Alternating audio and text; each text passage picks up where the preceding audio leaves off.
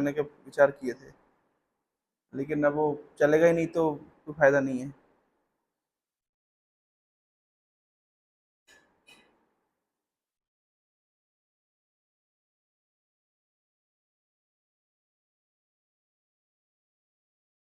अगर मान लीजिए मुझे कोई चालू है, अगर मान लीजिए मुझे कोई श्लोक भी दिखाना है, रिसाइट करना है, तो मैं रिसाइट करूंगा, आप लोग केवल बैठ के सुनेंगे, तो ऐसा होगा नहीं ना। उसके लिए तो प्रोजेक्टर चाहिए ही होता है।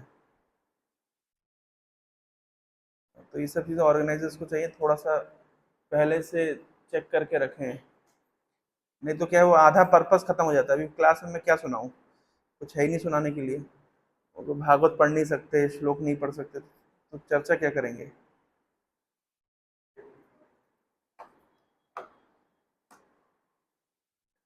ठीक है, तो मैं फिर भी कोशिश करता हूँ पढ़ने के लिए, सुनाने के लिए। तो जैसे कि आप सभी जानते हैं कि रामनवमी आ रही है 6 तारीख को। तो रामनवमी के उपलक्ष्य पे मैं एक रामायण की सुंदर कथा आप लोगों के सामने प्रस्तुत करना चाहता हूँ। तो आप सभी जानते हैं कि भगवान राम हाँ, जब अयोध्या छोड़ करके आ गए थे, तब प्रयाग प्रयाग में गंगा और यमुना त्रिवेणी संगम है। मुझे एक काम करते हैं, लगा लेते हैं, हो सकता है कुछ हिलना डुलना हो जाए। वो वायर कम से कम यहाँ रख दीजिए, कोई रिमोट कुछ दबा दूंगा, तब ट्राई करते रहिए। अगर उस बीच हो गया तो बहुत ही बढ़िया है, नहीं तो मैं तो कथा कर ही दूंगा। भगवान रामचंद्र ने चाहा तो हो जाएगा, नहीं तो हरे कृष्ण। तो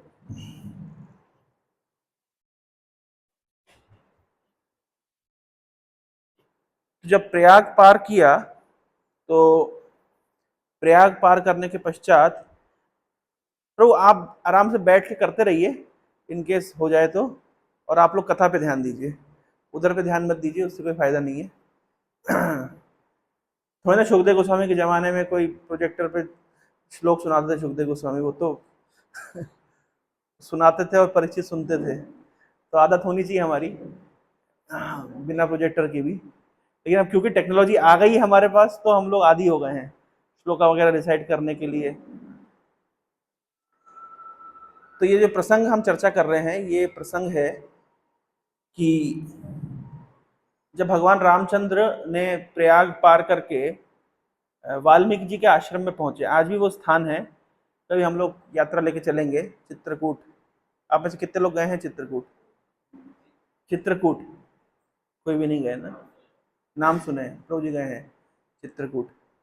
तो चित्रकूट से लगभग 50-60 किलोमीटर दूर पे है। इन चित्रकूट और प्रयाग के बीच में एक स्थान पड़ता है, जो कि वाल्मीकि जी का आश्रम है। तो वाल्मीकि जी से भगवान राम, लक्ष्मण और सीता जाके मिलते हैं। तो ये जो प्रसंग है, ये वाल्मीकि जी के आश्रम में किस प्रकार से वाल्मीकि जी ने भगवान राम का स्वागत किया, और इस प्रकार से आ, उनके बीच में वार्तालाप हुआ, और वाल्मीकि जी से भगवान राम ने क्या प्रश्न पूछा, जिसका क्या उत्तर भगवान को वाल्मीकि जी ने दिया, ये आज का प्रसंग है। ये घटना अभी भगवान चित्रकूट पहुंचे नहीं है, ये चित्रकूट पहुंचने से पहले की घटना है। चित्रकूट जब भगवान पहुंचे थे, तो चित्रकूट में मिलने के लिए गए थे भगवान से भगवान के भाई भरत, है ना। इसका मतलब है कि भरत अभी अपने नानी के घर से, ननिहाल से आए नहीं हैं। अभी तक उनको पता भी नहीं चला है कि भगवान राम अयोध्या छोड़ करके और अब वन में जा चुके हैं। क्योंकि जैसे उनको पता चला, तब उन्होंने क्या किया, वशिष्ठ, भारद्वाज आदि ऋषि मुनियों के साथ में, और अयोध्या की सारी जनता के साथ में, सुमंत्र जी के साथ में, वो भगवान राम से निवेदन करने के लिए आए कि आप वापस से चलिए और इस राज्य को संभालिए। तो ये घटना सब चित्रकूट में हुई। लेकिन अभी जो हम घटना का विचार कर रहे हैं, ये चित्रकूट अभी भगवान पहुंचे नहीं है। चित्रकूट से लगभग 50-60 किलोमीटर पहले एक स्थान है जहाँ पे वाल्मीकि जी का आश्रम है। आज ही वो स्थान है। बहुत बड़ी पहाड़ी है, बहुत ऊंची। थक जाता है व्यक्ति चढ़ते चढ़ते, काफी ऊंची। जैसे हमारे यहाँ उड़ीसा में पाताली जगन्नाथ क्षेत्र है, आप लोग देखें। ये इधर वेस्टर्न उड़ीसा में संबलपुर के पास में है। संबलपुर से आगे कौन सी बलांगीर के आसपास। हाँ, सोनपुर, सोनपुर के पास है पाताली जगन्नाथ क्षेत्र। तो कैसे उसमें ऊंचाई है, चढ़ के जाना पड़ता है, तो लगभग वैसा ही है। वाल्मीकि जी का आश्रम है जहाँ पे व्यक्ति को बहुत ऊंची सीढ़ियां हैं, वहां चढ़ के जाना पड़ता है, जहाँ पे वाल्मीकि जी से मिलने के लिए भगवान राम गए थे। तो क्या संवाद हुआ भगवान राम और वाल्मीकि जी के बीच में, ये प्रसंग है आज का। और हम रामचरितमानस से पढ़ रहे हैं। मेरी बहुत इच्छा थी आप लोगों को दिखा करके, ताकि आप लोग भी रिसाइट करते तो आनंद आता। क्योंकि जैसे चैतन्य चरितमृत जब हम रिसाइट करते हैं तो आनंद आता है ना, वैसे ही रामचरितमानस जब हम रिसाइट करते हैं बहुत आनंद आता है। कोई बात नहीं, रिसाइट नहीं कर पाएंगे, आप लोग सुनिए। तो प्रसंग इस प्रकार से मैंने आपको समझाया। और जो रामचरितमानस है ये गोस्वामी तुलसीदास के द्वारा लिखा गया है और बहुत ही सुंदर ग्रंथ है। इसमें भगवान राम की भक्ति की पराकाष्ठा है। बहुत सुंदर तरीके से गोस्वामी तुलसीदास ने भगवान राम की लीलाओं का बखान किया है। और ऐसी मान्यता है कि वाल्मीकि जी ही कलयुग में तुलसीदास के रूप में प्रकट होते हैं। और लोकल भाषा में, जैसे रामायण तो संस्कृत भाषा में है, लेकिन जैसे उड़ीसा में हम जानते हैं उड़िया जगन्नाथ दास जी की भागवत है। तो जगन्नाथ दास जी की जो भागवत है वो उड़िया भाषा में है। भागवत, मूल भागवत संस्कृत में है। लेकिन जो जगन्नाथ दास जी की भागवत है, तो बहुत सारे लोग हैं जिनको जगन्नाथ दास जी की भागवत के कई श्लोक याद हैं। और क्योंकि बचपन से ही गाते आ रहे हैं, सुनते आ रहे हैं, गाते आ रहे हैं। उसी प्रकार से चैतन्य चरितमृत क्योंकि सरल बंगाली भाषा में है, तो बहुत सारे भक्तों को और बंगाल के लोगों को चैतन्य चरितमृत मुंह पे रटी हुई है। इसी प्रकार से उत्तर भारत में और मध्य भारत में तुलसीदास जी की रामायण, रामचरितमानस का बहुत अधिक प्रचलन है, जिसके फलस्वरूप वे सभी लोग मुंह पे रटते हैं, गाते हैं, है ना। उड़ीसा में भी मैं जानता हूँ काफी लोग हैं जो रामचरितमानस जानते हैं। और यहाँ पे भी रामचरितमानस का पाठ इत्यादि होता है। तो बहुत ही प्रसिद्ध ग्रंथ है। कभी कभी इस्कॉन में भक्त लोग थोड़ा सा स्केप्टिकल होते हैं रामचरितमानस को लेकर के, है ना। वो उनका कभी कभी विचार होता है कि रामचरितमानस हमारे आचार्यों ने या उसको उसमें मतलब उसको बहुत इंपॉर्टेंस नहीं दिया है। एक्चुअली बात ऐसी है कि हम लोग क्योंकि कृष्ण के भक्त हैं, तो हम कृष्ण की लीलाओं को, कृष्ण की भक्ति इत्यादि को हम लोग बहुत अधिक प्राधान्य देते हैं। लेकिन इसका अर्थ ये नहीं है कि हमारे आचार्यों ने रामचरितमानस को महत्व नहीं दिया है। एक बहुत ही सुंदर ग्रंथ है जिसमें भगवान राम की भक्ति की पराकाष्ठा है। और कभी कभी भक्तों का ये भी मत होता है कि रामचरितमानस में कुछ हद तक मायावाद भी कहीं कहीं पे दिखाई पड़ता है। लेकिन अगर आप डिटेल में रामचरितमानस पढ़ेंगे तो ऐसा नहीं है। रामचरितमानस में भगवान राम की विशुद्ध भक्ति का वर्णन मिलता है। और हमारा रस ऐसा है कि हमारी मान्यता है कि कृष्णस्तु भगवान स्वयं, कृष्ण मूल भगवान है और वे भगवान राम के रूप में लीला विराज कर रहे हैं। एक आइडियल मनुष्य कैसा होता है उनके रूप में वो लीला कर रहे हैं।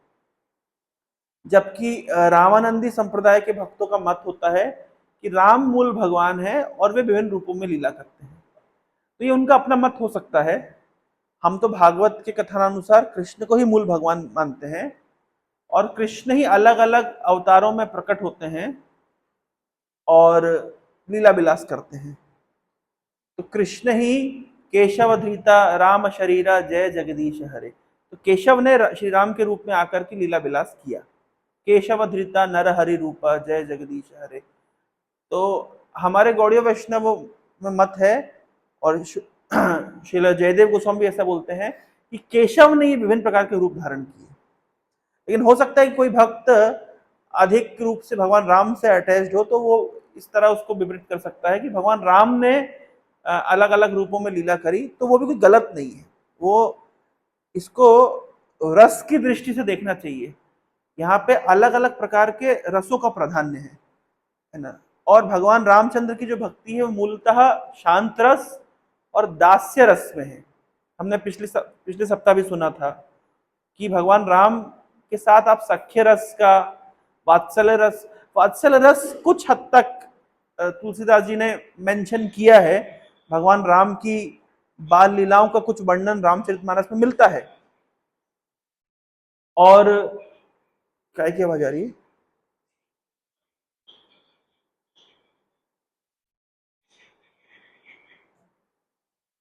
तो भगवान राम की लीलाओं का, कुछ बाल लीलाओं का वर्णन मिलता है। कुछ निश्चित रूप से हमने पिछले सप्ताह सुना था गौरविंद महाराज के प्रवचनों से कि भगवान की हृदय में इच्छा जागृत हुई कि मैं वात्सल्य रस का स्वादन करूं, तो इसलिए उसके बाद वो माता पिता स्वीकार किए। तो भगवान राम भी बचपन में कुछ हद तक वात्सल्य रस का आस्वादन किए, लेकिन भगवान राम बहुत नटखट बालक नहीं थे। आप कहीं पे भी नहीं देखेंगे रामचरितमानस इत्यादि ग्रंथ में कि भगवान राम बहुत नटखट बालक थे जैसे कृष्ण थे। कृष्ण जितने नटखट नहीं थे, सीधे साधे बालक थे। और अधिकतर जो भगवान की लीलाएं हैं वो बहुत ही ऐश्वर्य से भरी हुई लीलाएं हैं। अगर आपसे प्रश्न पूछा जाए कि वैकुंठ में कौन सा रस प्राप्त होता है, तो आप क्या जवाब देंगे? तो वैकुंठ में कौन सा रस है? एक है शांत रस और एक है दास्य रस। अच्छा, अब आप बोल सकते हैं कि वैकुंठ में तो लक्ष्मी देवी भी हैं, तो क्या वहां माधुर रस है? हाँ, यद्यपि वहां पे लक्ष्मी देवी भी हैं, लेकिन फिर भी वो दास्यवत ही भगवान की सेवा करती है। तो वैकुंठ में भी माधुर रस, सख्य रस तो क्वेश्चन ही नहीं उठता, और वात्सल्य रस का भी क्वेश्चन नहीं उठता, क्योंकि भगवान विष्णु ही सब कुछ है, वही माता है वही पिता है। तो इस प्रकार से वैकुंठ में वो रस नहीं है जो ब्रज भूमि में प्राप्त है। यह हमने पिछले सप्ताह सुना था। इसलिए जो ब्रज भूमि का भाव है क्यों वैकुंठ से श्रेष्ठ है, तो कारण यही है ना कि तत्वतः भगवान विष्णु यद्यपि मूल भगवान है, कोई संदेह नहीं है इसमें, लेकिन फिर भी कुछ कुछ रस उनके पास उनको भी सुलभ नहीं है जो रस ब्रजभूमि में सुलभ है। उसी प्रकार से भगवान के साकेत धाम में यानी अयोध्या में कुछ रस सुलभ नहीं है। जैसे हमने पिछले सप्ताह सुना था कि भगवान राम के पास कुछ सखा नहीं है कि जो उनके गले के ऊपर हाथ डाल करके घूम सके। इस प्रकार का कोई भगवान राम को भी एक्सपीरियंस नहीं मिला जो कृष्ण को मिला। इसलिए कृष्ण है ना, यहाँ पे एक्चुअली कंप्लीट इनकम्प्लीट का क्वेश्चन नहीं है। भगवान के सारे अवतार पूर्ण हैं, इन पूर्ण, पूर्णतर, पूर्णतम, complete, more complete, most complete. यहाँ पे कंप्लीट इनकम्प्लीट का क्वेश्चन नहीं है।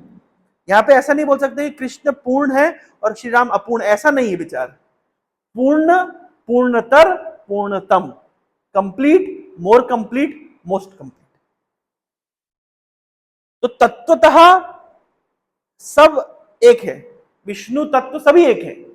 रामादि मूर्तिषु कला नियमेन तिष्ठन् नाना अवतारम अकरोद भुवनेषु किंतु कृष्ण स्वयं संभवत परमः पुमानयो।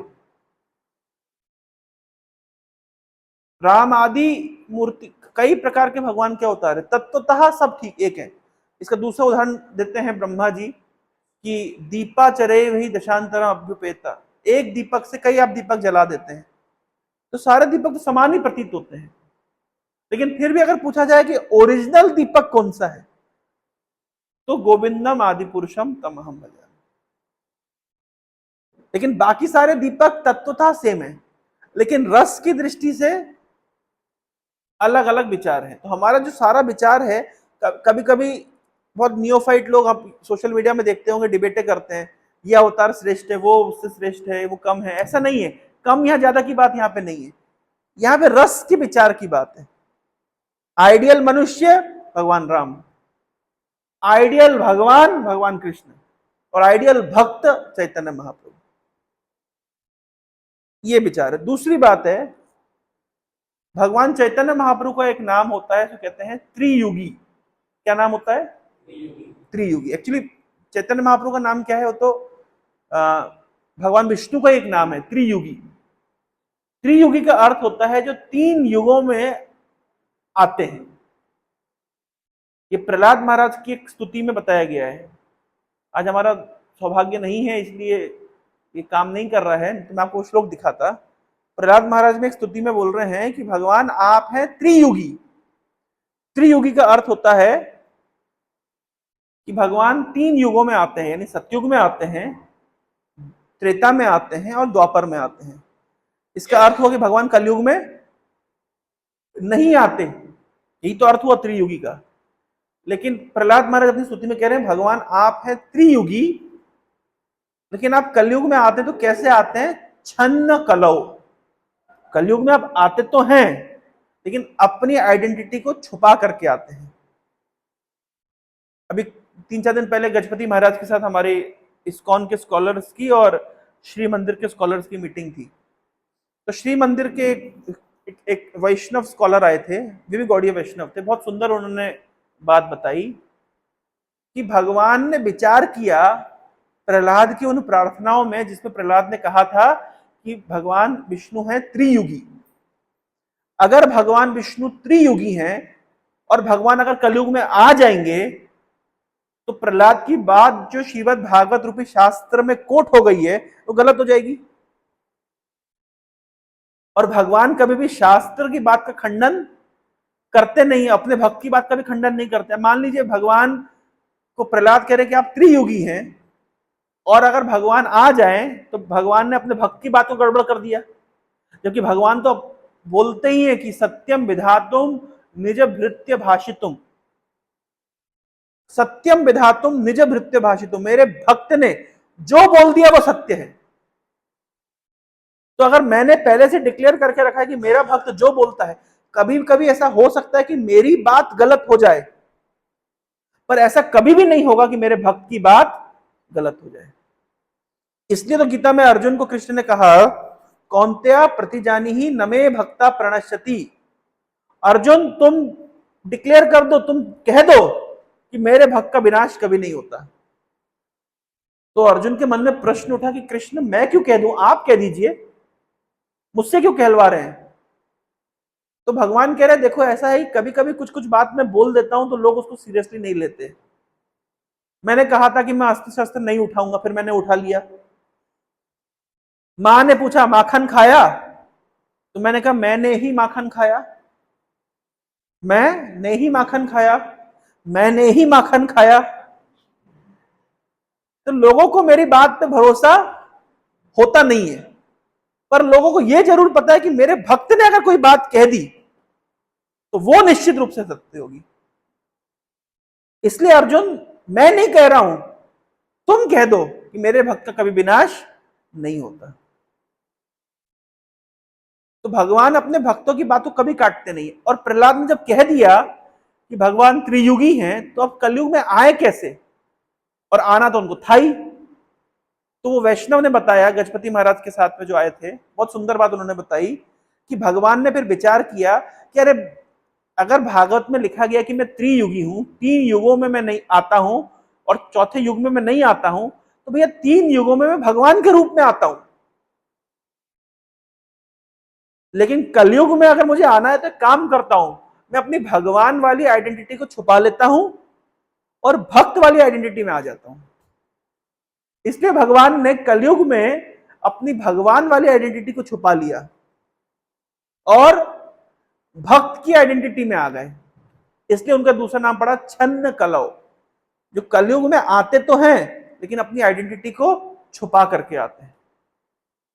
इसलिए भगवान चैतन्य महाप्रभु के रूप में कलयुग में आए। तो ये जो त्रियुगी शब्द है, इसमें अर्थ है कि भगवान 3 युगों में आते हैं। तो इसका मतलब है कि कल की रूप में नहीं आएंगे, तो त्रियुग का अर्थ होता है भगवान 3 युगों में लीला अवतार लेते हैं। बाकी अवतारों की यहां बात नहीं हो रही है। सतयुग में भगवान का लीला अवतार होता है। किस रूप में होता है लीला अवतार? लीला अवतार, युग अवतार नहीं, लीला अवतार। नरसिंह देव लीला अवतार है, वराहदेव लीला अवतार, ये लीला कर रहे हैं। सतयुग में इनका लीला अवतार हुआ और त्रेता में लीला अवतार हुआ श्री राम के रूप में, और द्वापर में लीला अवतार हुआ श्री कृष्ण के रूप में। लेकिन कलयुग में लीला अवतार नहीं होता है, युग अवतार होता है। यानी भगवान कलयुग में आए हैं, युग अवतार के रूप में आए, पर लीला अवतार के रूप में आए। तो जहां भगवान का 3 ही युगों में लीला अवतार होता है, इसलिए भगवान को त्रियुगी कहते हैं। शब्द की अंडरस्टैंडिंग है त्रियुगी। और त्रियुगी का एक और अर्थ होता है, त्रियुगी का अर्थ होता है युग मतलब 2, डबल, योग करना मतलब डबल। तो 3 इंटू 2 मतलब 6। तो जो भगवान षड ऐश्वर्य पूर्ण है, इसलिए वो कहा जाता है त्रियुगी, 3 इंटू 2। तो ये उस संस्कृत शब्द की व्याख्या है जो शब्द प्रहलाद महाराज की स्तुति में भागवत के 7वें स्कंद में आता है। तो भगवान चैतन्य महाप्रभु का जो प्राकट्य है, उसका परिचय हमें प्रहलाद की स्तुति में भी मिलता है, जहां पे प्रहलाद भगवान को त्रियुगी कह के संबोधित कर रहे हैं, और छन्न कलौ, जो कलयुग में छन्न रूप में आते हैं, अपनी आइडेंटिटी को डिस्क्लोज नहीं करते हैं। तो भगवान का 3 युगों में लीला अवतार होता है, लेकिन कलयुग में कोई लीला अवतार नहीं होता। तो भगवान की मानव लीला का अवतार मनुष्य के रूप में या एक राजा के रूप में उन्होंने लीला करी श्री राम के रूप में। तो आज का प्रसंग है कि भगवान राम प्रयाग से चले हैं और प्रयाग से लगभग 50 किलोमीटर दूर में वाल्मीकि जी के आश्रम में जाके पहुंचे हैं, और वाल्मीकि जी कैसे उनका सत्कार करेंगे, और एक बहुत सुंदर चर्चा होती है वाल्मीकि जी के बीच में और भगवान राम के बीच में, वो आज हमारी चर्चा का प्रसंग है।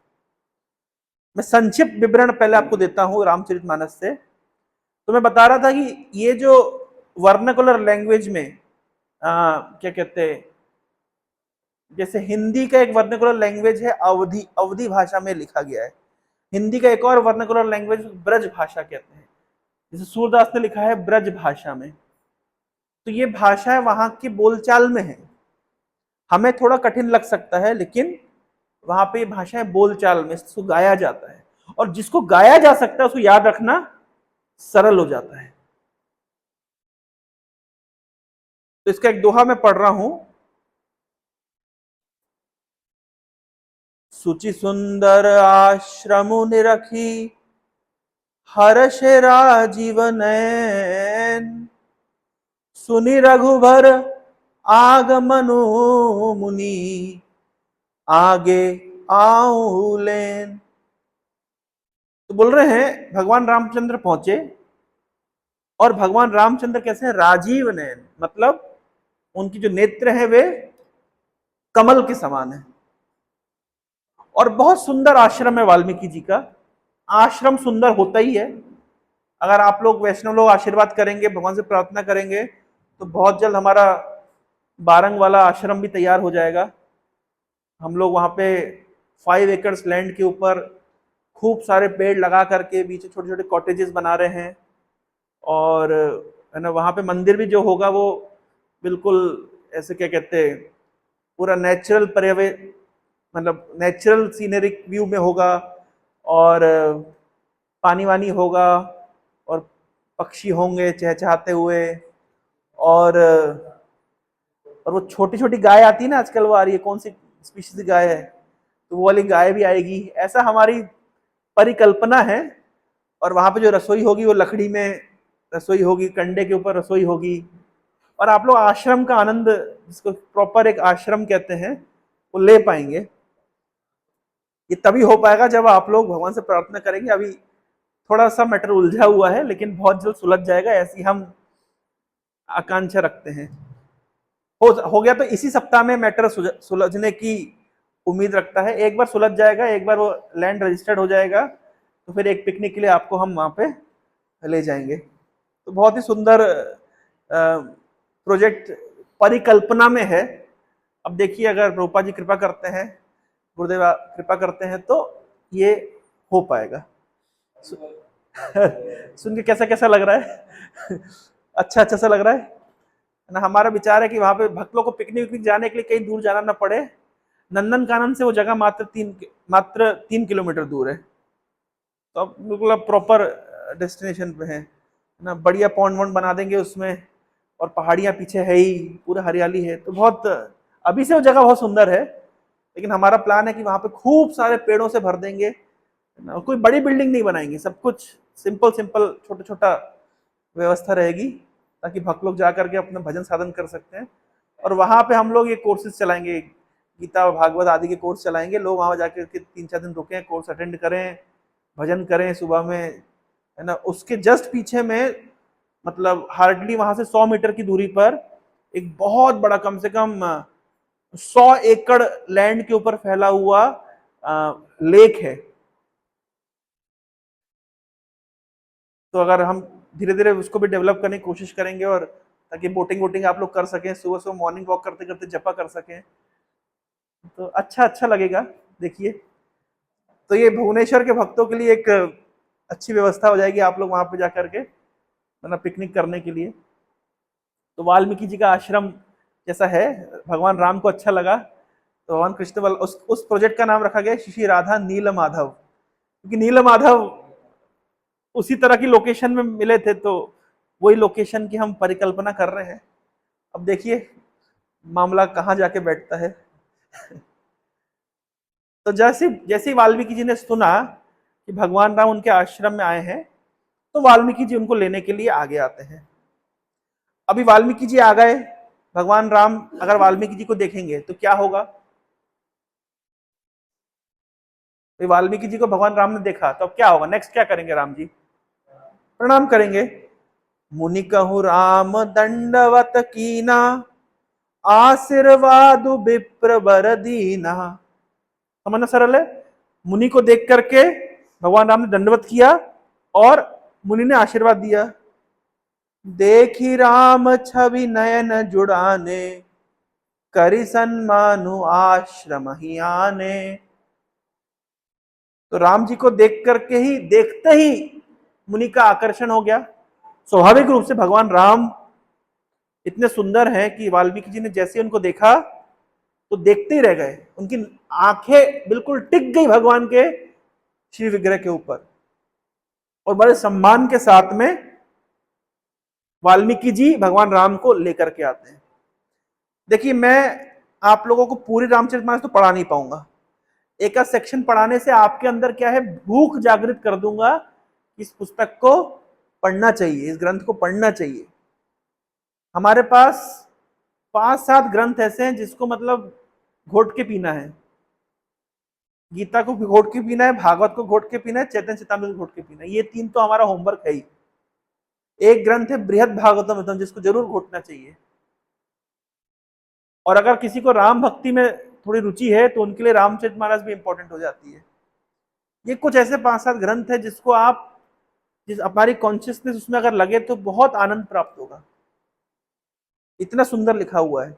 अब देखिए, पूरा आपको इमेजिन कराया जा रहा है। अब बिल्कुल अब लीला में प्रवेश करने का प्रयास करिए। जल्दी तो नहीं ना आप लोगों को? वो भी तो कोई दिक्कत नहीं है, क्या कर सकते हैं, लीला में प्रवेश करिए। भाई राम जी आ रहे हैं, उन्होंने वाल्मीकि जी को प्रणाम किया। वाल्मीकि जी ने जैसे भगवान राम को देखा, वो देखते ही रह गए। उनके बिल्कुल नयन भगवान राम के शिव विग्रह के ऊपर अटक गए, और बड़े सम्मान के साथ भगवान राम को वाल्मीकि जी आश्रम में लेके आते हैं। मुनिबर अतिथि प्राण प्रिय पाए, कंद मूल फल मधुर मंगाए। भैया, प्राण प्रिय अतिथि आए हैं। वैसे अतिथि प्राण प्रिय होते नहीं है भाई। कोई अतिथि आता है तो लगता है अतिथि तुम कब जाओगे, लेकिन वाल्मीकि जी ने प्राण प्रिय अतिथि पाए हैं। भाई, किसी के घर में भगवान राम, देखिए कोई मेरे से बोल रहा था, कुछ दिनों पहले चर्चा हो रही थी कि प्रभु जी हम भक्ति कर रहे हैं, हमारे हृदय से काम दूर नहीं हो रहा, क्रोध दूर नहीं हो रहा, क्या फायदा माला करके। कबीरदास जी ने एक दोहा लिखा है, उसमें बोल रहे हैं कि माला करते करते माला काली हो गई लेकिन मन का मैल नहीं धुला। तो हम बड़ा इम्पेशेंट हो जाते हैं। तो मैंने उनको कहा, देखिए शबरी ने कितने साल तपस्या करी, कितने साल इंतजार किया। शबरी के गुरु ने एक बार उनको कह दिया कि भगवान राम तुम्हारे अतिथि बनेंगे, आएंगे तुम्हारे पास, एक बार कहा बस, और उन्होंने गुरु के वाक्य को हृदय में धारण कर लिया। और ऐसा नहीं कि शबरी भाई अगर भगवान राम आएंगे तो टेलीफोन कर देंगे, हाँ शबरी मैं पहुंच रहा हूं, तैयारी कर लेना, और शबरी बैठकर अपने मोबाइल में रील देख रही है। ऐसा नहीं किया शबरी ने। शबरी ने क्या किया, हर दिन सुबह फूल तोड़ती थी, रास्ते में फूल सजाती थी, फल इकट्ठे करती थी, फल को टेस्ट करके, एक्चुअली लोग बोलते हैं शबरी ने झूठे बेर खिलाए, लेकिन ये हमें कॉमन सेंस लगाना चाहिए। झूठे बेर ऐसे झूठा करके नहीं खिलाए जैसे कि टीवी वाले दिखाते हैं। उन्होंने नाखून से तोड़ करके, चक करके फल को, झूठा तो ये भी है लेकिन वैसा झूठा नहीं जैसे टीवी वाले मसाला मार के दिखाते हैं। मुझे एक बात ध्यान है, मैं रसोई कर रहा था गुड़गांव में, हमारे बेस में रसोईया नहीं था, तो कभी कभी क्या कहते हैं, मिर्ची तीखी है कि नहीं ये चेक करना होता है, नहीं सॉरी, कड़ी पत्ता की कितनी इंटेंसिटी है कड़ी पत्ता की। तो मैंने क्या किया, मैंने उठाया कड़ी पत्ता पूरा और मैं उसको मतलब सूंघ नहीं भी रहा और सूंघ रहा भी हूं भाई, मतलब ऐसे ऐसे कर रहा हूं, मतलब मैं जानना चाह रहा हूं कि सूंघ लूं, एट द सेम टाइम सूंघ नहीं सकते क्योंकि सूंघने से तो वो ऑफरेबल नहीं रहेगा। तो मुझे एक भक्त ने बहुत अच्छा सजेशन दिया, बोले प्रभु एक पत्ता तोड़ो, उसको सूंघो, उसको पास में लाके सूंघ लो, अगर कितना क्वालिटी आपको पता चले उसको फेंक के हाथ धो लो, इससे आपका पूरा जो कड़ी पत्ता है वो झूठा भी नहीं होगा, एट द सेम टाइम आपको क्वालिटी का भी पता चल जाएगा। इस कॉमन सेंस मेरे को समझ नहीं आ रहा था, समझ रहे ना, ये सेवा करते तब प्रैक्टिकली पता चलता है कि कैसे बिना झूठा किए भी हम तैयारी कर सकते हैं।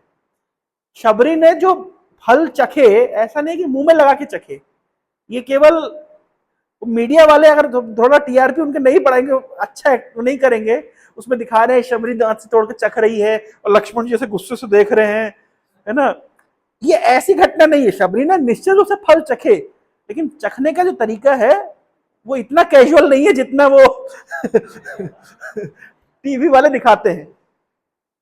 तो शबरी ने हर दिन फूलों से रास्ते को सजाती थी, हर दिन फल तोड़ के लाती थी, हर दिन आसन तैयार करती थी, आज भगवान आएंगे। सुबह से लेकर रात तक इंतजार करती थी, रात को सो जाती थी, लेकिन होप रहता था। एक भक्ति का एक लक्षण होता है, आशा बंदा सबुत कंठा, नाम गाने सदा रुचि। ये चैतन्य चेतामृत अभी वो चल नहीं रहा, नहीं तो मैं आपको चैतन्य चेतामृत का वो श्लोक भी दिखाता। दिखाने का पर्पस मेरा ये है कि आप इमीडिएटली श्लोक नंबर नोट कर लें ताकि होमवर्क आप घर जाकर इसको पढ़ सके। तो चैतन्य चेतामृत में भाव का लक्षण दिया है। देखिए, मैं मुंबई में क्लास अटेंड कर रहा था, एक डिवोटी क्लास दे रहे थे, बहुत अच्छी बात उन्होंने बताई। उन्होंने बताया, अच्छा हम किसी को भाव आ रहा है तो कैसा दिखता है भाव, भाव कैसा दिखता है? कभी आपने अगर वृंदावन की रील्स देखी हो, लोगों को भाव आते हैं, राधे राधे भाव आते हैं ना, हैं? और कैसे कैसे भाव आते हैं, कोई रो रहा है, कोई नाच रहा है, हम क्या बोलते हैं, अरे भारी भाव आ गया, ऐसे बोलते हैं ना। यानी हम समझते हैं भाव क्या है कि अगर कोई व्यक्ति है ना उन्मादवत नृत्यति गायति हसती रोदती, पागलों की तरह नाच रहा है, गा रहा है, हंस रहा है, रो रहा है, जमीन पे लोट लगा रहा है, तो हम कहते हैं कि क्या आ गया, भाव आ गया। वो डिवोटी बहुत अच्छा बात बताया, बोले देखिए भाव में दो प्रकार की डेफिनेशन है। एक तो भाव की डेफिनेशन ये है, रोदती, हसती, गायती, उन्मादवत नृत्यति। ये भागवतम के एकादश स्कंद में 11वें कैंटो में लिखा गया है कि जो भाव किस तरह पे होता है, वो पागलों की तरह नाचता है, लोक भाई, मतलब उसको पता नहीं चलता है कि कौन उसको देख रहा नहीं देख रहा, उसको कोई फर्क नहीं पड़ता। और उन्मादवत कीर्त्यति, नृत्यति, हसती, रोती, रोदती, रोता है, गाता है, पागलों की तरह व्यवहार करता है। और हम देखते हैं कि लोग वृंदावन जाते हैं और पागलों की तरह व्यवहार भी करते हैं, तो हमें देख के क्या लगता है, किसी को भी क्या लग सकता है, अरे भयंकर भाव है, लग सकता है ना। तो बोले कुछ भाव के लक्षण है जिसको आप कॉपी कर सकते हैं, इन भावनाओं को आप कॉपी कर सकते हैं। आप भी तो रो सकते हैं, गा सकते हैं। वो हमारे क्या नाम है, ये जो वो पर्चा दिखाते हैं बाबा, क्या नाम है, बागेश्वर, बागेश्वर सरकार बहुत अच्छी बात बताए। वो बताए कि आजकल के जो कथाकार है वो क्या करते हैं, वो थोड़ा सा वो आंख में वो लगा लेते हैं, ग्लिसरीन लगा लेते हैं, और वो क्या कहते हैं, सिर दर्द देता क्या लगाते हैं, बाम लगा कर, रुमाल में बाम लगा के रखते हैं, थोड़ा थोड़ा ऐसे लगा लेते हैं, और फिर उनको आंसू आने लगते हैं कथा के बीच में। अब बाम कोई आंख में लगा लेते तो वैसे ही आंसू निकल आएंगे ना। तो बोले आजकल कथाकार ऐसे भाव दिखाते हैं, सही बात है, इन पागलों की तरह नाचना, गाना, रोना, ये तो आप कॉपी कर सकते हैं। बोले लेकिन कुछ लक्षण है जिसको आप कॉपी नहीं कर सकते। वो क्या है, तो भागवत चैतन्य चेतामृत में कोट किया गया है कि क्या क्या लक्षण होते भाव के। कोई अगर भाव के स्तर पे तो कैसे जानेंगे, तो उसके लक्षण होते हैं, उसके लक्षण होते हैं नाम गाने सदा रुचि, नाम गान करने में सदा रुचि, ये कॉपी नहीं कर सकते आप। आशा बंधा सबुत कंठा, नाम गाने सदा रुचि, ये कॉपी नहीं कर सकते। कर सकते हैं क्या, एक दिन भगवान निश्चित रूप से मैं प्राप्त करूंगा, ये इमोशन आप, ये भाव नहीं कॉपी कर सकते। समत उत्कंठा, भगवान को प्राप्त करने की, भगवान की सेवा में लगने की उत्कंठा, ये कॉपी नहीं कर सकते।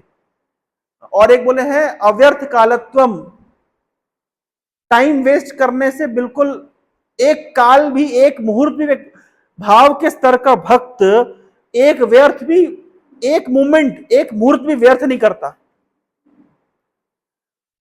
अब ये जितने लोग भाव आते हैं जिनको वृंदावन जाकर के सप्ताह भर दिल्ली में पड़े रह करके गुपचुप खाते रहते हैं, और 7वें दिन वृंदावन पहुंच के इनको भाव आ जाता है। अब समझिए, पूरे सप्ताह भाव नहीं आएगा, और 7वें दिन ब्रज में पहुंच करके भाव आ गया, राधे राधे। तो आप समझ रहे हैं, किसी को भाव आ रहा है तो इसका अर्थ ये नहीं कि केवल 7वें दिन उसको ब्रज में भाव आ रहा है।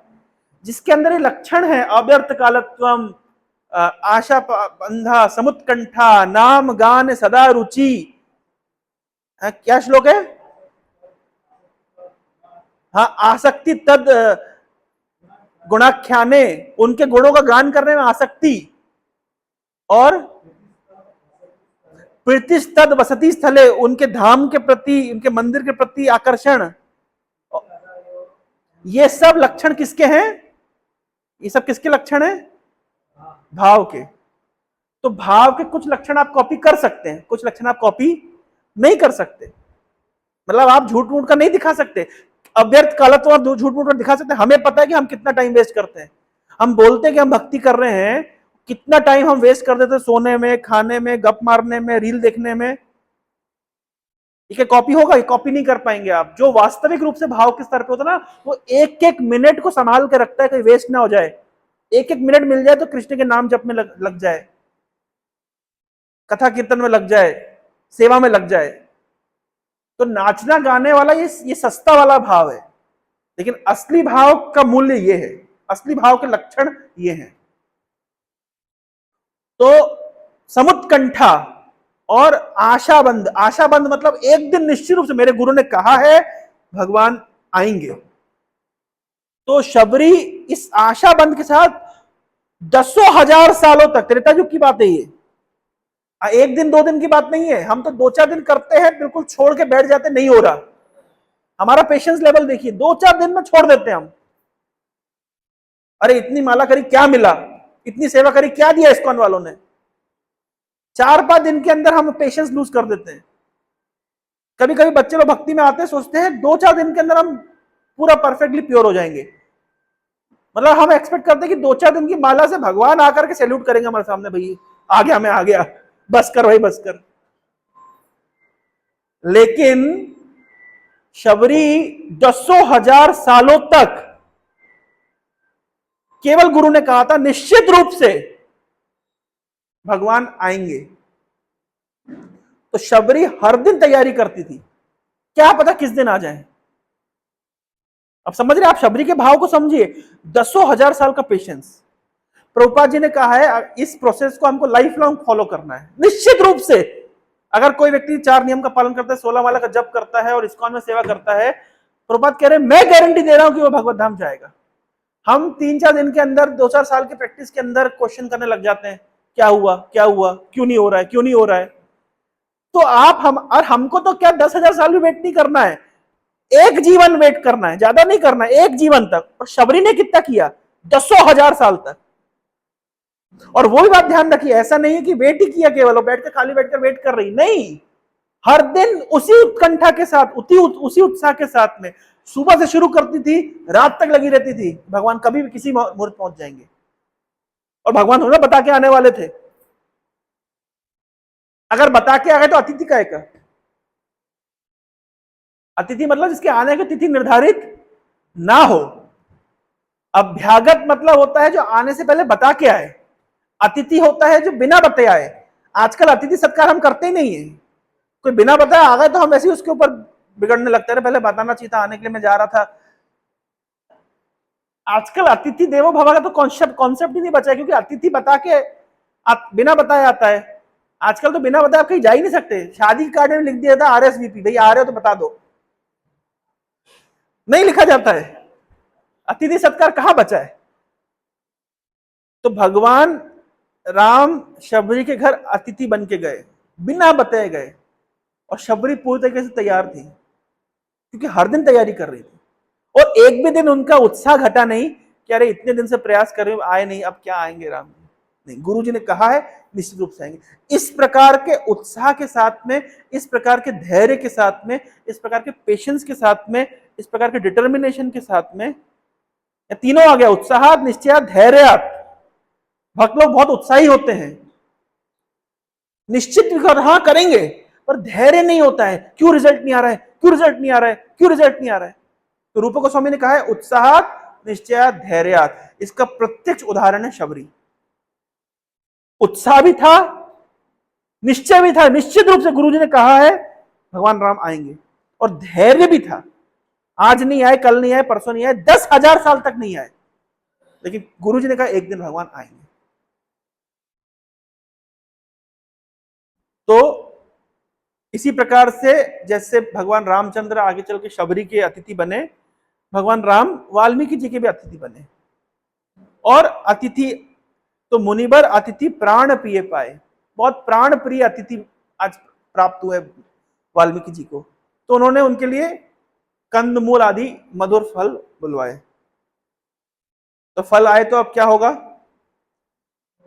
सिया सौमित्री राम फल खाए, तब मुनि आश्रम दिए सुहाए। तो जब फल फूल कंदमूल खा लिए तो भगवान राम को, लक्ष्मण और सीता को उन्होंने रहने की अच्छी व्यवस्था करी। वाल्मीकि मुनि आनंद, वाल्मीकि मन आनंद भारी, मंगल मूर्ति नयन निहारी, तब कर कमल जोरी रघुराई, बोले बचन श्रवण सुखदाई।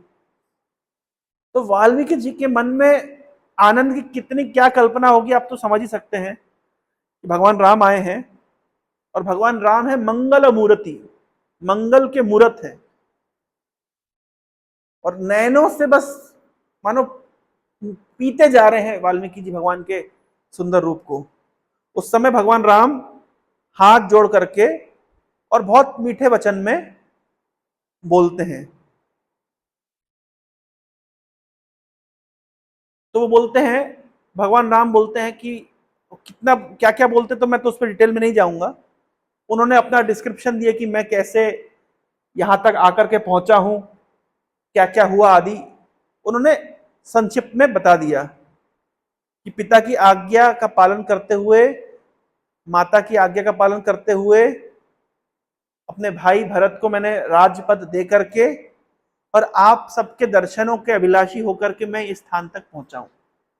आपको पता होगा रामायण में एक प्रसिद्ध प्रसंग आता है कि जब भगवान राम ने सुना कि कल उनका राजाभिषेक होगा तो उनके चेहरे पे कोई आनंद नहीं था, लेकिन जैसे उन्होंने सुना कि कल उन्हें जंगल जाना है, इमीडिएटली उनका चेहरा मतलब तेजोमय हो गया, बहुत आनंदित हो गए। क्यों? क्योंकि उन्हें पता है कि अगर मैं वन में जाऊंगा तो मुझे बहुत सारे ऋषि मुनियों का संग करने का अवसर प्राप्त होगा। इस प्रकार से जब भगवान राम आते हैं तो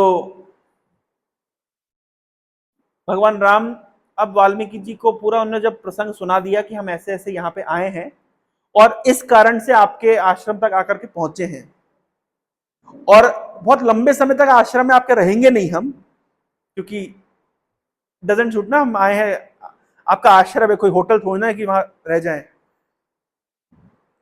लेकिन भगवान राम ने एक प्रश्न पूछा।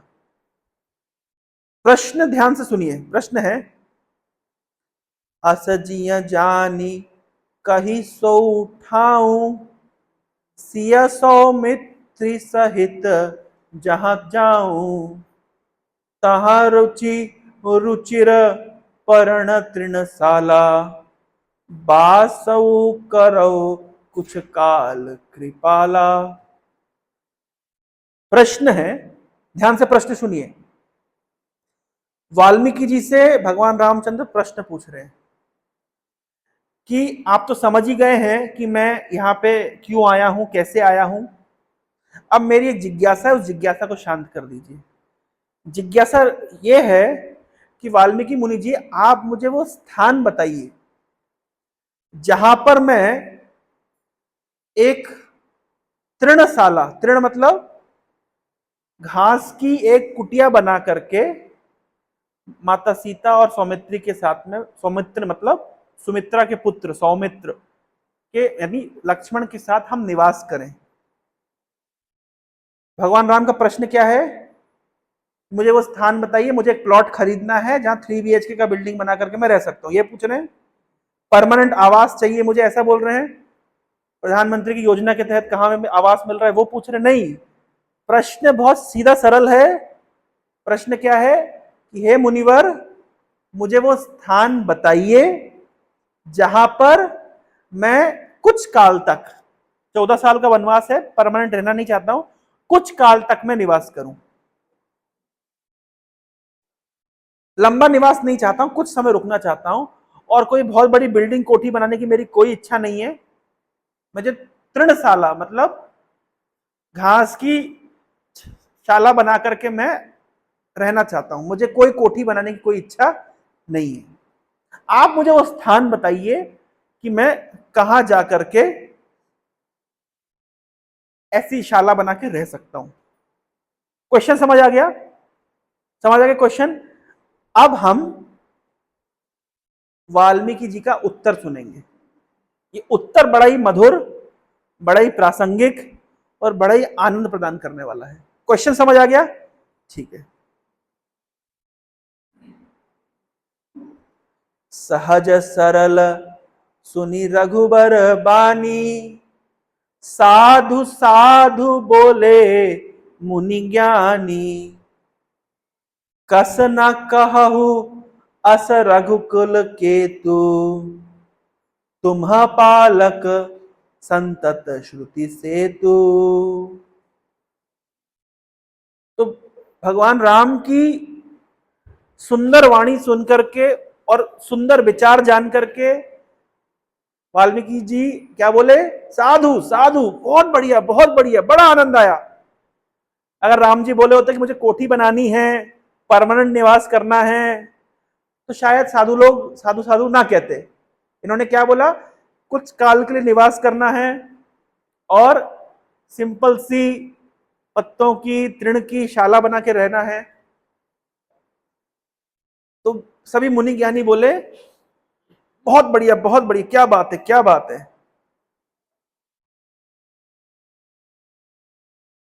और फिर उसके बाद में वाल्मीकि जी बहुत सारी स्तुति की है भगवान राम की, मैं उसमें नहीं जाऊंगा, समय कम है। अब वाल्मीकि जी ने बड़ी अच्छी बात बोल रहे हैं। प्रश्न क्या है? प्रश्न क्या है?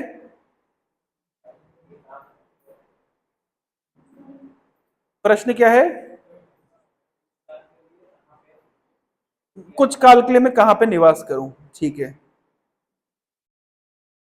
तो वाल्मीकि जी उत्तर दे रहे हैं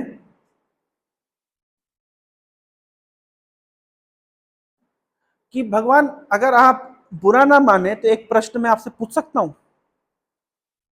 आपने मुझसे प्रश्न किया है कि मैं कहां निवास करूं। आप मुझे पहले यह बताइए कि आप कहां निवास नहीं करते हैं, तो फिर मैं आपको बताऊंगा कि कहां निवास करिए।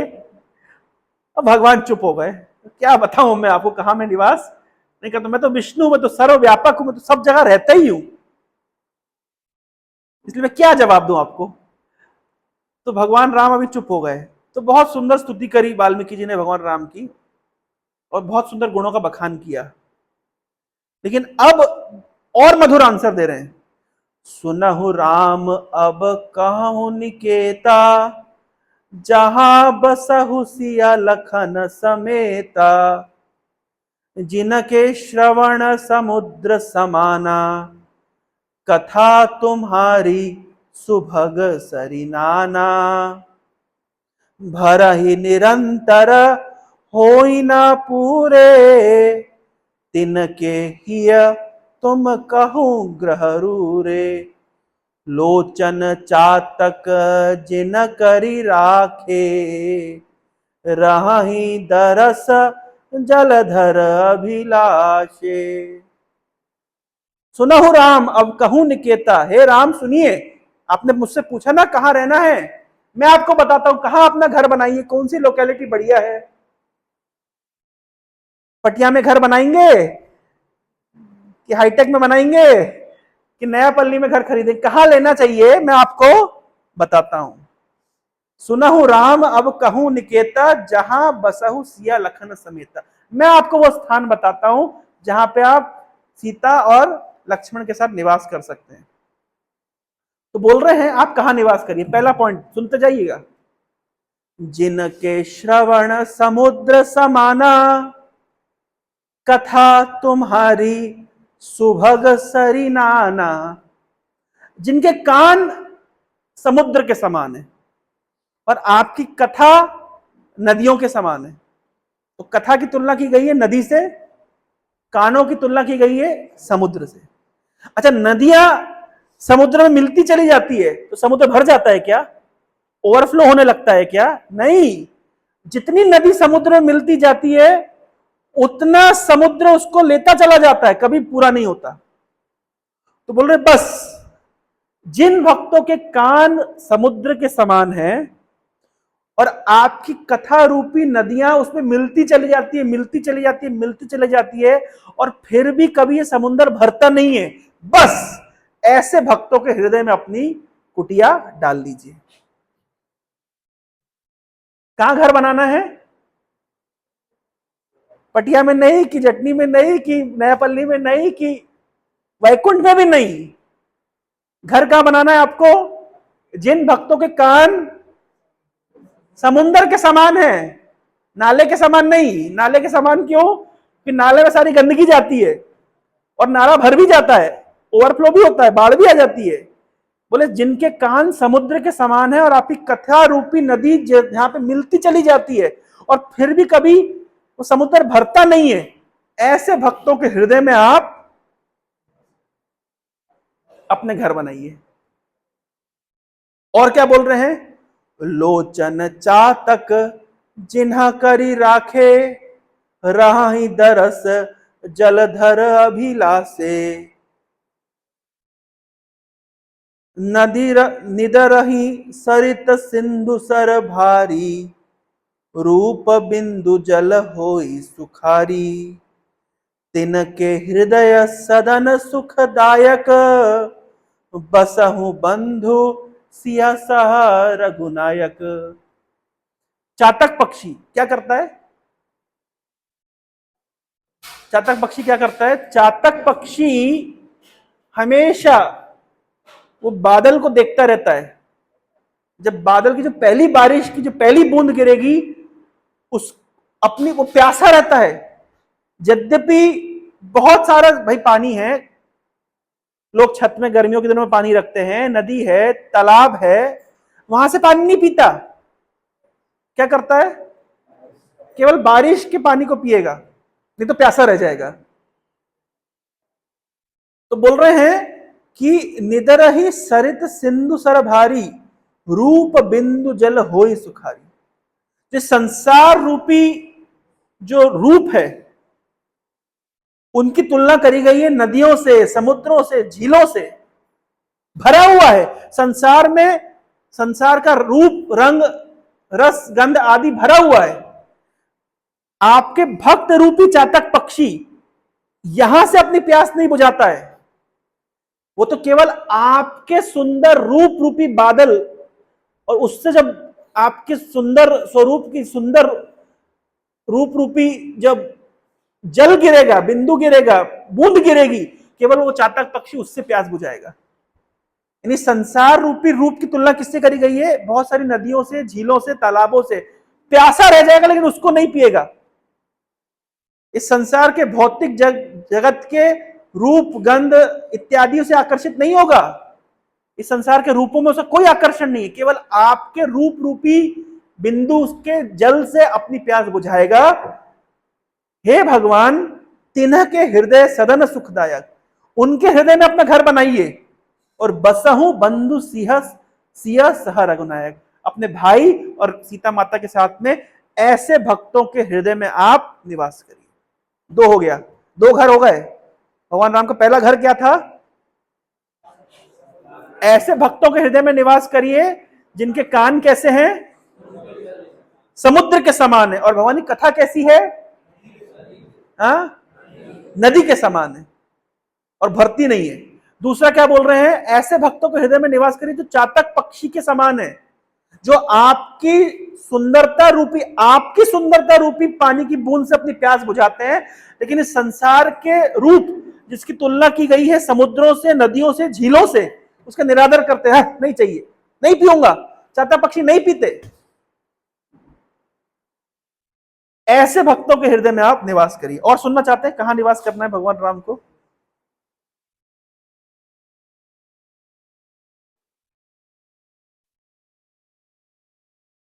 जसु तुम्हार मानस बिमल, हंसिनी जी हजसु, मुक्ता हल गुण गण चुनई, राम बसहु हियतासु। बोल रहे हैं आपके यश रूपी निर्मल मान सरोवर में, एक मान सरोवर है, मान सरोवर में हंस या हंसिनी क्या करती है? घूमती रहती है। और क्या खाती है? मान सरोवर में हंस क्या खाता है? सामान्य चीज नहीं खाता है, मोती, मोती चुगता है। तो बोल रहे हैं कि जिनकी जिह्वा आपके यश रूपी मान सरोवर में, जीवा की तुलना की गई है हंस से, हंसिनी से, और आपके यश की तुलना की गई है मानसरोवर से। आपके गुण, आपके यश रूपी, आपके गुण रूपी मोतियों को चुगने में जिनकी जीवा रूपी हंसिनी लगी रहती है, ऐसे भक्तों के हृदय में आप निवास करिए। तीन हो गए। जो आपकी कथा सुनते हैं, जो आप ही का दर्शन करते हैं, जो आप ही का यशगान करते हैं, ऐसे भक्तों के हृदय में निवास करिए। और सुनते हैं क्या बोल रहे हैं? प्रभु प्रसाद सुचि सुभग सुबासा, सादर जासु लही नित नासा, तुम ही निवेदित भोजन करही, प्रभु प्रसाद पट भूषण धरही। बोल रहे हैं आपके प्रसाद रूपी सुगंधित फूलों को सूंघती है जिन भक्तों की नासिका, आपको अर्पित किए हुए भोजन ही जो भक्त करते हैं और कुछ नहीं खाते, और वस्त्र भी आपको अर्पित करके धारण करते हैं। इस प्रकार के भक्तों के हृदय में आप निवास करिए। ये भक्ति मार्ग में जो भक्ति योग का जो शिक्षा है, बड़ी सुंदर तरीके से वाल्मीकि जी प्रस्तुत कर रहे हैं। शीस नवहि गुरु सुर द्विज देखी, प्रीति सहित करी विनय विशेषी, करनित करहि राम पद पूजा, राम भरोस हृदय नहीं दूजा। जिनका सिर ब्राह्मणों को देख करके, देवताओं को देख करके और गुरु को देख करके स्वाभाविक रूप से झुक जाता है, और प्रेम के साथ, ऐसे नहीं झुकता है, प्रेम से झुक जाता है, और जो निरंतर रूप से राम पद पूजा, आपके चरणों की पूजा करते हैं, और राम भरोस हृदय नहीं दूजा, और आपको छोड़ करके और किसी को अपना आश्रय नहीं मानते हैं, ऐसे भगवान राम आप उन भक्तों के हृदय में निवास करिए। कितने हो गए? क्या क्या हो गए? कान जिन आप ही कथा सुनते हैं उनके हृदय में निवास करिए, आंखें आप ही का दर्शन करती है उनके हृदय में निवास करिए, जीवा आप ही के यश का गान करती है उन्हीं के हृदय में निवास करिए, जो नासिका आपको अर्पित प्रसादी फूल सूंघती है उनके हृदय में निवास करिए, और जो आप ही को निवेदित किया हुआ भोजन करते हैं उनके हृदय में निवास करिए, जो अपना वस्त्र भी आपको अर्पित करके धारण करते हैं, प्रभु प्रसाद पट भूषण धरई, उनके हृदय 6 हो गए। और उसके बाद में शीस नवहि गुरु सुर द्विज देखी, सहजता से देवताओं को देख करके, गुरु को देख करके, ब्राह्मणों को देख के जिनका सिर झुक जाता है, और जो निरंतर रूप से आपकी पूजा करते हैं, आपके चरणों की, और आपको छोड़ करके अपना किसी को नहीं मानते, राम भरोसा हृदय नहीं दूजा, आप ही को अपना परम आश्रय मानते हैं। 9 हो गए। इन ऐसे भक्तों के हृदय में निवास करिए। अच्छा, और कुछ बोल रहे हैं क्या? हाँ, और भी बोल रहे हैं।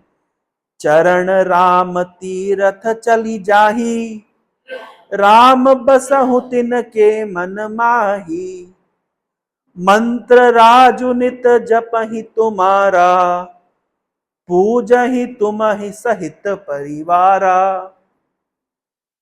तो सुंदर लिख रहे हैं कि चरण राम तीरथ चली जाई, और ये चरण पैरों का प्रयोग करते कहां पे? आपके तीर्थ का भ्रमण करने में। भगवान ऐसे भक्तों के हृदय में आप निवास करिए। और क्या करते हैं? मंत्र राजु नित्य जपहि तुम्हारा, और आपका नाम रूपी मंत्र जो निरंतर जप करते हैं, पूजहि तुम्हि सहित परिवार, अपने परिवार के साथ मिल करके आपकी पूजा करते हैं। हे भगवान, आप ऐसे भक्तों के हृदय में निवास करिए। अच्छा घर बता रहे हैं ना वाल्मीकि जी। प्रश्न समझे? प्रश्न क्या था मंडल जी? प्रश्न क्या था? एक इधर आइए। हाँ, प्रश्न क्या था?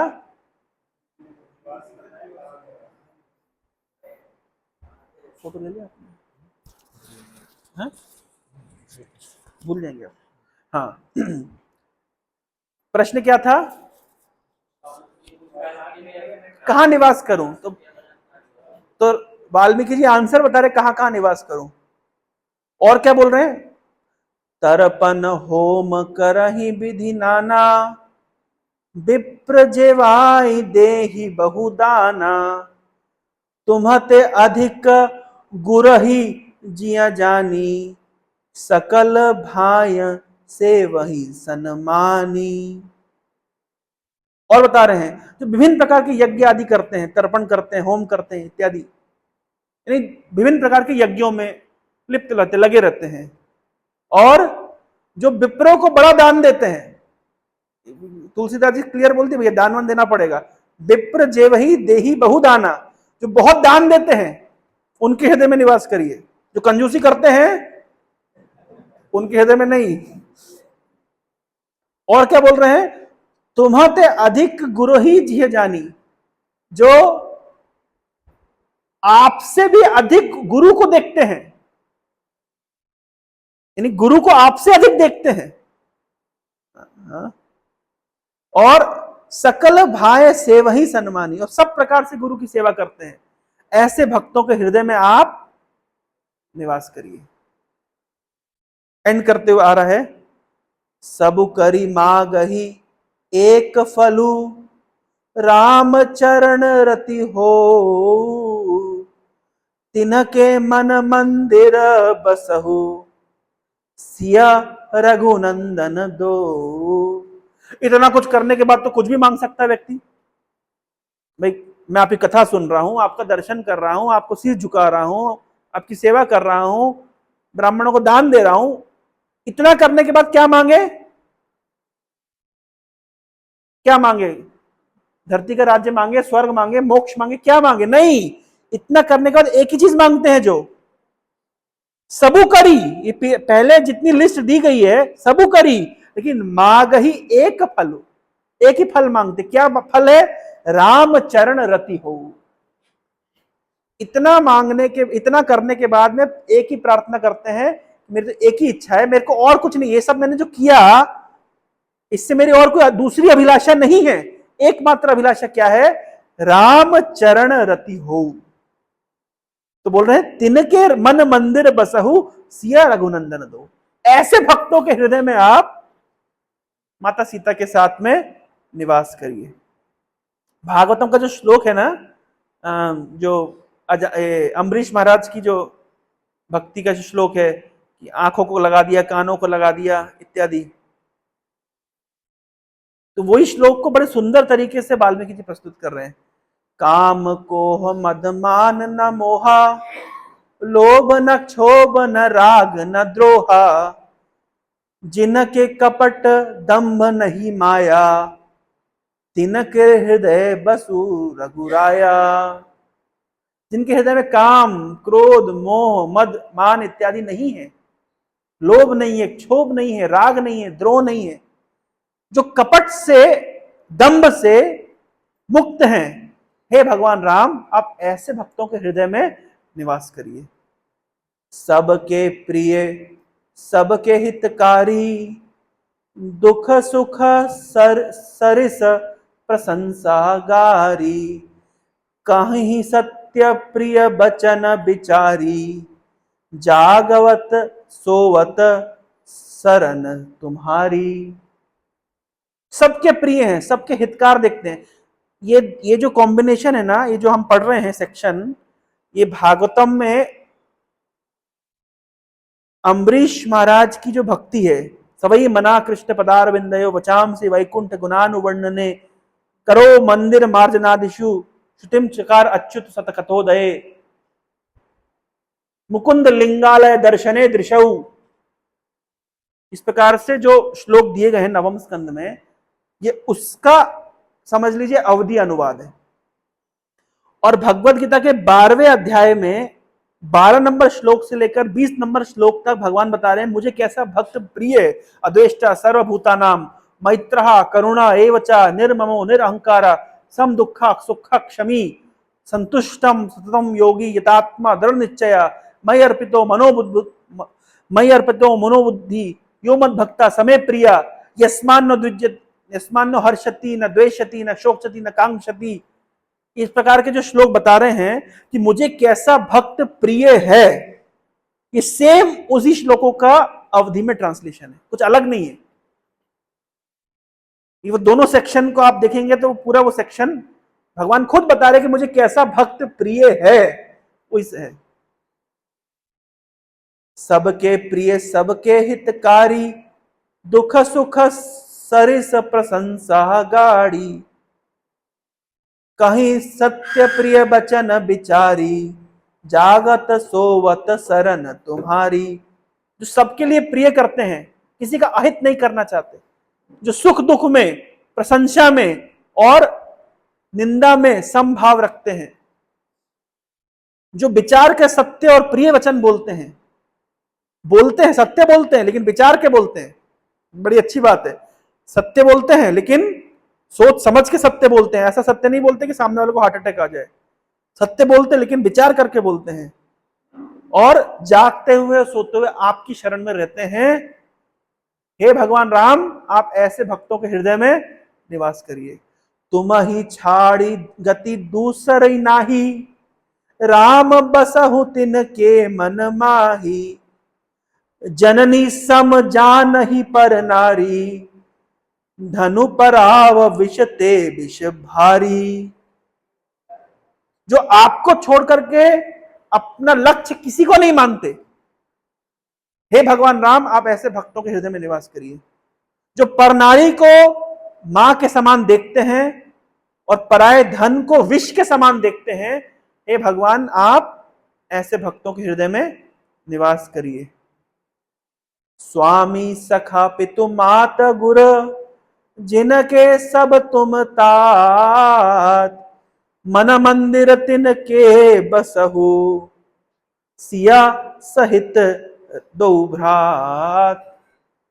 जो आपको सब कुछ मानते हैं, अपना स्वामी मानते हैं, सखा मानते हैं, पिता मानते हैं, माता मानते हैं, गुरु मानते हैं, मित्र मानते हैं, जो आप ही को सब कुछ मानते हैं, हे भगवान राम, आप ऐसे भक्तों के हृदय में निवास करिए। जे हर्षहि पर संपत्ति देखी, दुखित होई पर विपत्ति विशेषी। जिनहि राम तुम प्राण प्यारे, तिनके मन शुभ सधन तुम्हारे। जो दूसरे की प्रगति को देख करके आनंदित होते हैं और दूसरे की विपत्ति को देख करके दुखी होते हैं, जो आपको ही अपना प्राण प्रिय मानते हैं, हे भगवान, आप ऐसे भक्तों के हृदय में निवास करिए। अवगुण तजी सबके गुण गहि, विप्र धेनु हित संकट सहाही। नीति निपुण जिन कई लग जगली का, घर तुम्हार तिन्ह कर मनुनी का। जो दूसरों के अवगुणों का विचार ना करके उनके गुणों को देखते हैं। देखिए कितनी अच्छी अच्छी क्वालिटीज बता रहे हैं, वैष्णव की क्वालिटीज बता रहे हैं। जो दूसरों के अवगुणों में विचार नहीं करके उनके गुणों को देखते हैं। और विप्र धेनु हित संकट सहाही, ब्राह्मणों के रक्षार्थ, गौ माता की रक्षार्थ जो संकट सहन करते हैं, और नीति निपुण, और जगत में ऐसे पागलों की तरह नहीं रहते, नीति निपुण अच्छे से रहते हैं। प्रोपा जी कैसे नीति निपुण पढ़ी प्रोपा लीलामृत। तो नीति निपुण जिन कई जगली का, घर तुम्हार तिन कर मनुनी। ऐसे भक्तों के हृदय में आप निवास करिए। देखिए कितना, किसी का अवगुण नहीं देखना, जो विप्र धेनु हेतु कष्ट सहन करते हैं और नीति निपुणता से जगत में जिनकी मर्यादा है, ऐसे भक्तों के हृदय में आप निवास करिए। गुण तुम्हार समझू निज दोषा, जे ही सब भांति तुम्हार भरोसा। राम भगत प्रिय लगही जेही, तेही उर बसहु सहित वैदेही। कुछ अच्छा होता है तो कहते भगवान आपकी कृपा है, और कुछ गड़बड़ हो जाती तो क्या बोलता है, मेरा दोष था। एटीट्यूड बता रहे हैं। गुण तुम्हारा समझऊ निज दोषा, अच्छी चीज में क्या बोलेगा, भगवान आपकी कृपा है, और गड़बड़ हो जाएगा क्या बोलेगा, अरे मेरे से गलती हो गई। जो इस प्रकार से सब आपके भरोसे में रहता है। और बोलो राम भगत प्रिय लगी जेही, और जिनको आपके भक्त लोग प्रिय लगते हैं, जिसको राम भक्त प्रिय लगते हैं, भगवान के भक्त प्रिय लगते हैं, हे भगवान राम, आप ऐसे भक्तों के हृदय में निवास करिए। जाति पाति धनु धर्म बड़ाई, प्रिय परिवार सदन सुखदाई। सब तजी तुम्हारी रही उरलाई, तेई के हृदय रहु रघुराई। ये जात पात, धन, धर्म, प्रिय परिवार, सदन आदि अगर आपके लिए छोड़ने के लिए भी तैयार हैं, तो भगवान ऐसे भक्तों के हृदय में आप निवास करिए। इस्कॉन में आते तो आधी जात छूट जाती है और घर वाले भी आधे कट जाते हैं। फिर भी भक्त लोग अगर तीव्रता से भक्ति में लगे रहते हैं तो समझना चाहिए कि भगवान की बहुत बड़ी कृपा है, नहीं छूट जाती घर। अब बताइए आप लोग कहाँ के मारवाड़ी रह गए, ना मारवाड़ी समाज में उठना बैठना हो रहा है, ना उनके साथ खाना पीना हो रहा है, बताइए कुछ हो रहा है? संडे संडे तो यहाँ आ जाते हैं। कल आपके मारवाड़ी युवा मंच वाले सारे लीडर्स हमको मिल गए धर्मेंद्र प्रधान जी के घर पे, वो हरीश जी और कौन कौन आए थे सब वहां पे मिल गए। आप लोग तो आजकल उनके साथ में उठना बैठना कर नहीं रहे हैं, तो बोल रहे ना, तो जात पात छूट जाती है, धर्म छूट जाता है, परिवार छूट जाता है। आधे परिवार वाले आप दो ही आते हैं और तो कोई अलग ही चल रहे हैं, पूरा परिवार एक तरफ आप एक तरफ। तो यही तो बोले तुलसीदास जी कि जाति पाति धन धर्म बड़ाई प्यारा परिवार सुख देने वाला घर, ये सब कुछ साइड में रख करके जो आपकी भक्ति में लगे रहते हैं और आपको हृदय में धारण कर रहते हैं भगवान राम, ऐसे भक्तों के हृदय में आप निवास करिए। अब भागवत का बड़ा सुंदर श्लोक का अनुवाद है। सरगु नरकु अपबरगु समाना, जहां तहां देख धरे धनुबाना, करम बचन मन राउर चेरा, राम करहु ते ही के उर डेरा। जो स्वर्ग नरक और अपवर्ग, स्वर्ग नरक अपवर्ग कौन सा श्लोक है? अपितुल्याथ दर्शिना, शिवजी श्लोक में बता रहे हैं। नारायण परा सर्वे न कुतश्चन अभिव्यति, स्वर्ग अपवर्ग नरकेशु अपितुल्याथ दर्शिना। भगवान शिव बता रहे हैं कि वैष्णव कौन होता है? जो स्वर्ग नरक मोक्ष आदि को बराबर दृष्टि से देखता है, एक उनके लिए कोई मतलब नहीं, सब एक जैसा है। तो ये बोल रहे हैं स्वर्गु नरकु अपवर्गु समाना, जहां तहां देख धरे धनुबाना। वो जहां देखता है बस आपको धनुष बाण लियो देखता है। जैसे कृष्ण भक्त जहां तहां देखता है तो वो कृष्ण को देखता है, वैसे एक राम भक्त भगवान को धनुष बाण लियो हर जगह देखता है। बात वही, भाव वही है। तो भगवान है ना, जो कर्म से वचन से और मन से आपका दास है, चेरा है, ऐसे भक्त के घर में आप डेरा डालिए। कर्म वचन मन राउर चेरा, राम करहु तेही के उर डेरा। जो मन से वचन से और कर्म से आपका चेला, आपका दास बना हुआ है, भगवान उनके घर में अपना डेरा डालिए। जाही न चाही कबहु कछु, तुम्हा सन सहज सनेहु, बसहु निरंतर तासु मन, सो राउर निज गेहु। जिसको कुछ भी नहीं चाहिए और जिसका आपसे स्वाभाविक प्रेम है, ऐसे भक्त के घर में आप, ऐसे भक्त के हृदय में आप अपना तृणशाला बनाइए। एहि विधि मुनिवर भवन दिखाए, बचन स प्रेम राम मन भाए। कहा मुनि सुनहु भानुकुल नायक, आश्रम कहूं समय सुखदायक। इस प्रकार से वाल्मीकि जी ने भगवान राम को वो सब स्थान बताए जहां भगवान राम को रहना चाहिए। प्रश्न क्या था कि मैं कहां रहूं? तो वाल्मीकि जी लिस्ट बता दिए कि जिन भक्तों के ऐसे लक्षण हैं उनके हृदय में आप अपनी तृणशाला बांध लीजिए। और सिया सौमित्री सह रघुनायक, सीता माता लक्ष्मण और रघुनायक, आप तीनों वहां पे निवास करिए। हरे कृष्ण। तो इसके बाद में फिर उस वाल्मीकि जी कहते हैं कि यहां से कुछ दूर दूर चित्रकूट नामक सुंदर स्थान है, अपने लीला के लिए वहां रह जाइए। बाकी तो 3 स्तर पे बताया, ध्यान रखिए। एक स्तर पे बताया कि आप सर्वत्र व्याप्त, आप तो हर जगह रहते ही। दूसरा बता रहे कि चित्रकूट नामक स्थान पे आप लीला की दृष्टि से रहिए, लेकिन लीला केवल चित्रकूट में नहीं होती है, लीला तो भक्तों के हृदय में होती है। तो किन भक्तों के हृदय में आप रहेंगे वो भी लिस्ट बता दी। हरे कृष्णा कृष्णा कृष्णा हरे हरे, हरे राम राम राम हरे हरे। और कुछ समय नहीं लूंगा, समय हो गया है, 9 बज गए ऑलरेडी। इस प्रकार से रामचरितमानस बहुत सुंदर ग्रंथ है, बहुत सुंदर सुंदर प्रसंग है। तो कभी कभी अवसर मिलेगा तो आपको रामचरितमानस से, अभी मैं पढ़ रहा हूँ, पहले भी पढ़ा है लेकिन इतना डिटेल में नहीं पढ़ा, अभी मैं पढ़ रहा हूँ कैसे सती का भ्रम हुआ, कैसे फिर दक्ष प्रजापति के यज्ञ में सती ने आहुति दी, भगवान शिव की सुंदर बारात, सब भूत पिशाच कैसे गए नाचते गाते, और ये सब पूरा प्रसंग मैं अभी पढ़ रहा हूँ। क्यों सती को भगवान शिव ने त्याग दिया? क्योंकि उन्होंने राम जी की परीक्षा ली थी, इस प्रकार का पूरा प्रसंग रामचरितमानस में मिलता है। 1 मिनट का समय और लेता हूं। एक और प्रसंग रामचरितमानस में बताया गया है कि महाराज मनु ने, हमने शायद पहले सुना था, महाराज मनु और शत्रुपा ने तपस्या करी थी और मनु ने प्रार्थना करी थी कि मैं आपके वियोग में प्राण त्यागना चाहता हूं, इसलिए वो आगे चल के दशरथ बन के आए और भगवान के वियोग में उन्होंने प्राण त्यागा। ये उन्होंने तप करके प्रार्थना की थी, तो ये भी प्रसंग इसमें आएगा, कैसे उन्होंने तप किया और भगवान विष्णु से उन्होंने क्या वरदान मांगा। यही वरदान मांगा कि आपके वियोग में मैं प्राण त्याग दूं। सेपरेशन में, मतलब ये जो हमारी गौड़ीय वैष्णव फिलॉसफी, सेपरेशन में ये भाव भी वहां पे मनु ने व्यक्त किया, इसलिए वो आगे चल के दशरथ महाराज के रूप में आते हैं और भगवान के वियोग में प्राण देते हैं। तो बहुत सुंदर प्रसंग रामचरितमानस से हम अपने तो रामनवमी के लिए अपनी कॉन्शियसनेस को हम प्रिपेयर कर सकते हैं इन सब सुंदर अध्यायों से। हरे कृष्णा। श्रील प्रभुपाद की जय।